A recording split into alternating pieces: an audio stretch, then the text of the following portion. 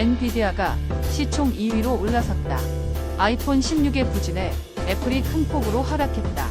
로보택시에 대한 부정적인 리포트에 테슬라가 급락했다. 삼성전자가 52주 신저가를 기록했다. 하이닉스가 6% 이상 급등했다. 중동발 긴장감에 방산주가 일제히 급등했다.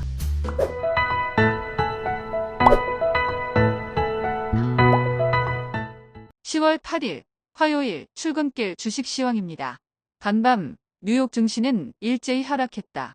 다우존스는 398.51포인트 하락한 41,954.24포인트로 마감했으며 S&P 500 지수는 55.13포인트 하락한 5,695.94, 나스닥은 213.95포인트 하락한 17,923.9포인트로 마감했다. 국채금리의 상승과 국제유가의 급등에 기술주들이 큰 폭으로 하락하면서 뉴욕 증시는 일제히 하락했는데 엔비디아는 2% 넘게 상승하며 시가총액 2위를 탈환했다. 빅테크주는 엔비디아를 제외하고 일제히 하락했는데 애플은 투자은행 제프리스의 보고서에서 아이폰 16의 혁신이 부족하다는 분석에 큰 폭으로 하락하고 테슬라, 아마존이 3%대로 급락, 구글도 2%대로 하락하면서 나스닥 지수는 1% 넘게 하락했다. 엔비디아가 장중 $130를 돌파하며 마이크로소프트를 제치고 시가총액 2위를 탈환하고 TSMC도 2% 가까이 상승했지만 ASML, 퀄컴 등이 큰 폭으로 하락하면서 필라델피아 반도체 지수는 소폭 하락했다.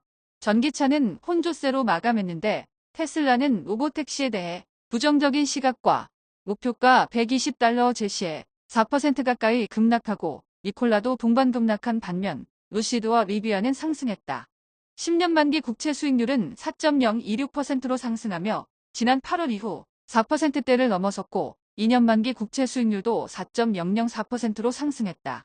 원달러 환율은 1346.5원으로 하락했고 서부 텍사스 중진유는 호르무즈 해협의 봉쇄 가능성에 배럴당 77.14달러로 급등했다. 비트코인은 63,000달러대 초반으로 상승했고 이더리움은 2,400달러 중반대를 유지 중이다.